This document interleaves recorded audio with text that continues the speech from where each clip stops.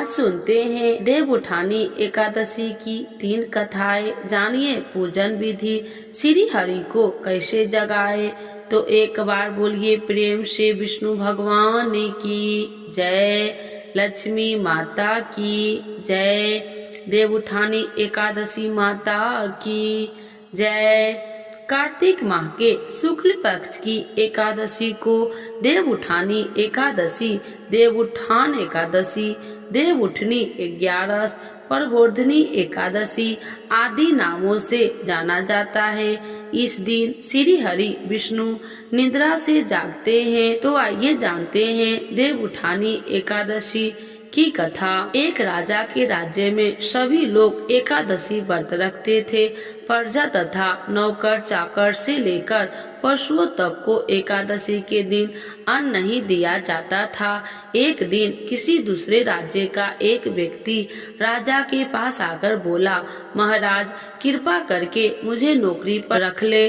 तब राजा ने उसने सामने एक शर्त रखी कि ठीक है रख लेते हैं, किंतु रोज तो तुम्हें खाने को सब कुछ मिलेगा पर एकादशी को अन्न नहीं मिलेगा। उस व्यक्ति ने उस समय हाँ कर ली, पर एकादशी के दिन जब उसे फलाहार का सामान दिया गया तो वह राजा के सामने जाकर गिड़गिड़ाने लगा, महाराज इससे मेरा पेट नहीं भरेगा, मैं भूखा ही मर जाऊंगा, मुझे अन्न दे दो। राजा ने उसे शर्त की बात याद दिलाई पर वह अन्न छोड़ने को राजी नहीं हुआ। तब राजा ने उसे आटा, दाल, चावल आदि दिए। वह नित्य की तरह नदी पर पहुंचा और स्नान कर भोजन पकाने लगा। जब भोजन बना गया तो वह भगवान को बुलाने लगा, आओ भगवान भोजन तैयार है।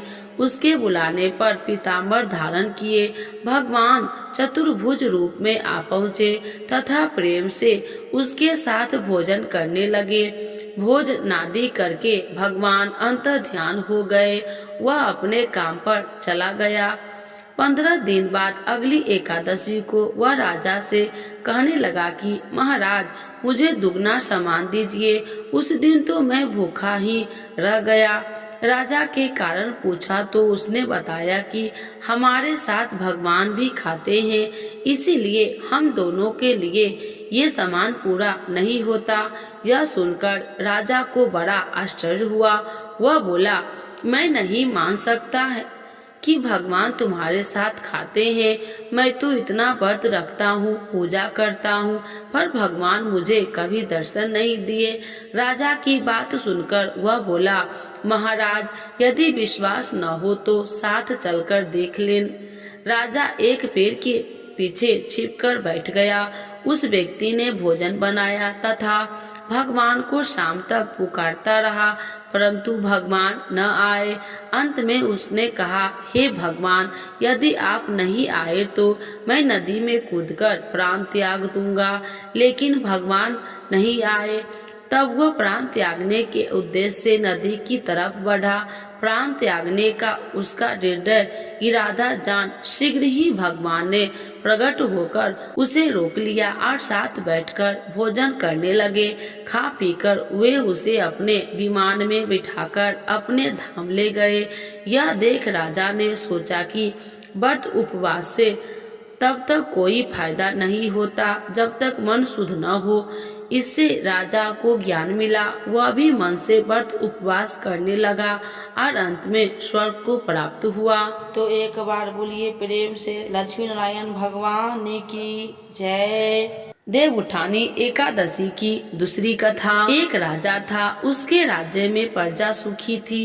एकादशी को कोई भी अन्न नहीं बेचता था, सभी फलाहार करते थे। एक बार भगवान ने राजा की परीक्षा लेना चाहिए। भगवान ने एक सुंदरी का रूप धारण किया तथा सड़क पर बैठ गए। सभी राजा इधर उधर से निकला और सुंदरी को देख चकित हो गया। उसने पूछा, हे सुंदरी तुम कौन हो और इस तरह यहाँ क्यों बैठी हो? तब सुंदरी स्त्री बने भगवान बोले, मैं निराश्रिता हूँ, नगर में मेरा कोई जाना पहचाना नहीं है, किससे सहायता मांगू? राजा उसके रूप पर मोहित हो गया।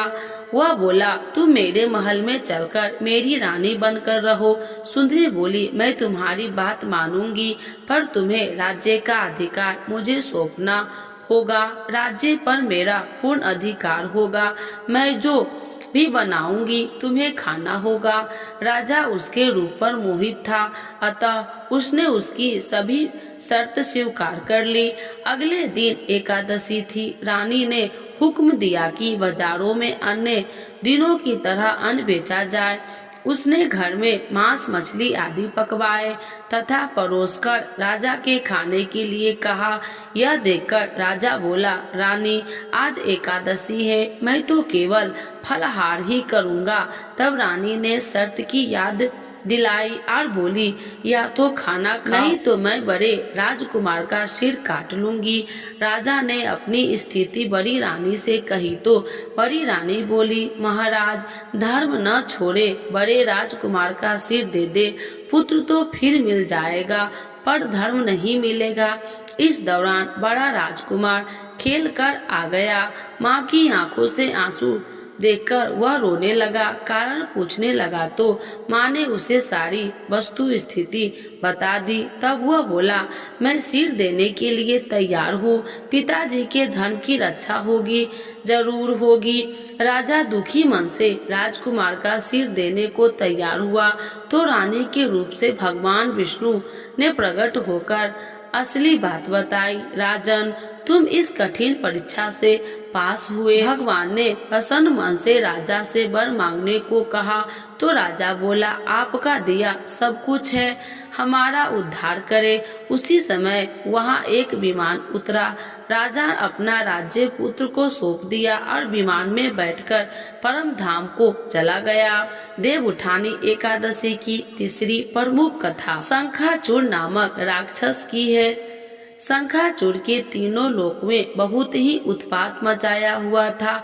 तब सभी देवताओं ने आग्रह करने पर भगवान विष्णु ने उसे राक्षस से युद्ध किया और यह युद्ध कई वर्षों तक चला। युद्ध में वह असुर मारा गया और इसके बाद भगवान विष्णु विश्राम करने चले गए। कार्तिक शुक्ल पक्ष एकादशी के दिन भगवान विष्णु की निद्रा टूटी थी और सभी देवताओं ने भगवान विष्णु की पूजा की थी। शिव महापुराण के अनुसार पौराणिक समय में दैत्य का राजा दंभ हुआ करता था। वह बहुत बड़ा विष्णु भक्त था। कई सालों तक उसके यहाँ संतान नहीं होने के कारण उसने शुक्राचार्य को अपना गुरु बनाकर उनसे श्री कृष्ण मंत्र प्राप्त किया। यह मंत्र प्राप्त करके उसने पुष्कर सरोवर को में घोर तपस्या की। भगवान विष्णु उसकी तपस्या से प्रसन्न हुए और उसे संतान प्राप्ति का वरदान दे दिया। भगवान विष्णु के वरदान से राजा दंभ के यहाँ एक पुत्र ने जन्म लिया। इस पुत्र का नाम शंखचूर रखा गया। बड़ा होकर शंखचूर ने ब्रह्मा जी को प्रसन्न करने के लिए पुष्कर में घोर तपस्या की। उसकी तपस्या से प्रसन्न होकर ब्रह्मा जी ने उसे वरदान मांगने को कहा। तब शंखचूर ने वरदान मांगा कि वह हमेशा अजर अमर रहे, वह कोई भी देवता उसे नहीं मार पाए। ब्रह्मा जी ने उसे यह वरदान दे दिया और कहा कि यह बद्री वन जाकर धर्म ध्वजे की पुत्री तुलसी जो तपस्या कर रही है उससे विवाह कर ले। शंखचूर ने वैसा ही किया और तुलसी के साथ विवाह के बाद सुख पूर्वक रहने लगा। उसने अपने बल से देवताओं, असुरों, दानवों, राक्षसों, गंधर्वों, नागों, किन्नरों, मनुष्यों तथा त्रिलोकी के सभी प्राणियों पर विजय प्राप्त कर ली। तब भगवान श्री कृष्ण का परम भक्त था। शंखचूर अत्याचारों से सभी देवता परेशान होकर ब्रह्मा जी के पास गए और ब्रह्मा जी उन्हें भगवान विष्णु के पास ले गए। भगवान विष्णु ने कहा कि शंखचूर की मृत्यु भगवान शिव के त्रिशूल से ही होगी, अतः आप उनके पास जाए। भगवान शिव ने चित्ररथ नामक गण को अपना दूत बनाकर शंखचूर के पास भेजा। चित्ररथ ने शंखचूर को समझाया कि वह देवताओं को उनका राज्य लौटा दे, परंतु शंखचूर ने मान भगवान शिव को जब यह बात पता चली तो वे युद्ध के लिए अपनी सेना लेकर निकल पड़े। इस तरह देवता और दानवों में घमासान युद्ध हुआ, परंतु ब्रह्मा जी के वरदान के कारण शंखचूड़ को देवता नहीं हरा पाए। भगवान शिव ने शंखचूड़ की वध करने के लिए जैसे ही अपना त्रिशूल उठाया, तभी आकाशवाणी हुई कि जब तक शंखचूड़ के हाथों में श्री हरि का कवच है और उसकी पत्नी की सावित्री अखंडित है, तब तक इसका वध असंभव है। आकाशवाणी सुनकर भगवान विष्णु युद्ध में ब्रह्मा जी का रूप धारण कर शंखचूड़ के पास गए और उसे श्री हरि कवच में दान में मांग लिया। शंखचूड़ ने वह कवच बिना किसी संकोच का दान कर दिया। इसके बाद भगवान विष्णु शंखचूड़ का रूप बनाकर तुलसी के पास गए। शंखचूड़ रूपी भगवान विष्णु ने तुलसी के महल के द्वार पर जाकर अपनी विजय होने की सूचना दी। यह सुनकर तुलसी बहुत प्रसन्न हुई और प्रति रूप में आए भगवान का पूजन किया, वह रमन किया। ऐसा करते ही तुलसी का सात्वित्व खंडित हो गया और भगवान शिव ने युद्ध में अपने त्रिशूल से शंखचूड़ का वध कर दिया। तब तुलसी जी को पता चला कि वे उनके पति नहीं है, बल्कि वे तो भगवान विष्णु है। क्रोध में आकर तुलसी ने कहा कि आपने छल पूर्वक मेरा धर्म भ्रष्ट किया है और मेरे पति को मार डाला, अतः मैं आपको श्राप देती हूँ कि पाषाण होकर धरती पर रहे। तब भगवान विष्णु ने कहा, देवी तुम मेरे लिए भारतवर्ष में रहकर बहुत दिनों तक तपस्या कर चुकी हो। तुम्हारा यह शरीर नदी रूप में बदलकर गंडकी नामक नदी के रूप में प्रसिद्ध होगा। तुम पुष्पों में श्रेष्ठ तुलसी का वृक्ष बन जाओगी और सदा मेरे साथ रहोगी। तुम्हारे श्राप को सत्य करने के लिए मैं पाषाण शालिग्राम बनकर रहूंगा। गंडकी नदी में के तट पर मेरा वास होगा। देव प्रबोधनी एकादशी के दिन भगवान शालिग्राम व तुलसी का विवाह संपन्न कर मांगलिक कार्यों का प्रारंभ किया जाता है। हिंदू धर्म मान्यताओं के अनुसार इस दिन तुलसी शालिग्राम विवाह करने से अपार पुण्य प्राप्त होती है। तो एक बार बोलिए प्रेम से विष्णु भगवान की जय, लक्ष्मी माता की जय, देवउठानी एकादशी माता की जय। आइए भक्तों, आज सुनते हैं देवउठानी एकादशी 2024। सोए हुए भगवान विष्णु को देवउठानी एकादशी पर कैसे जगाए, जाने सही विधि। तो एक बार बोलिए प्रेम से विष्णु भगवान की जय, लक्ष्मी माता की जय। हिंदू धर्म में देवउठानी एकादशी का बेहद महत्व है। इस दिन से न केवल चतुर्मास खत्म होता है, बल्कि इसके साथ ही देश भर में शुभ और मांगलिक कार्य शुरू हो जाते हैं।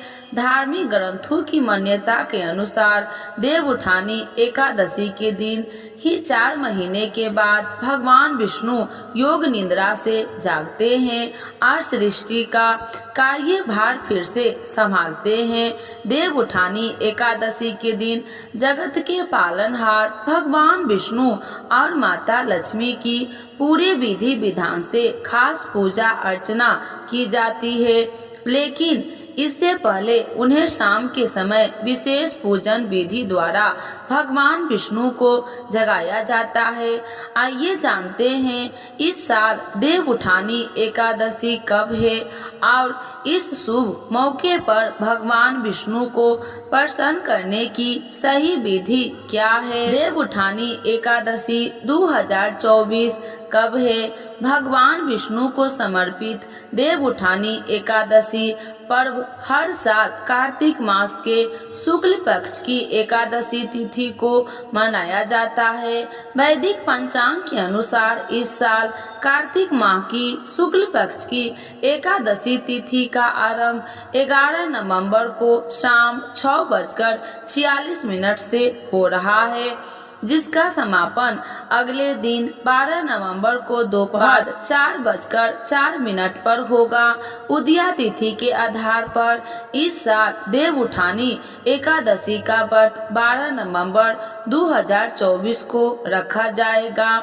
देव उठानी एकादशी का पर्व और भी अधिक खास है, इसीलिए है कि इसके अगले दिन 13 नवंबर को तुलसी विवाह का पर्व मनाया जाएगा। एकादशी तिथि का आरंभ 11 नवंबर 2024 को शाम 6:46 PM पर है। एकादशी तिथि का समापन 12 नवंबर 2024 को दोपहर बाद 4:04 PM पर है।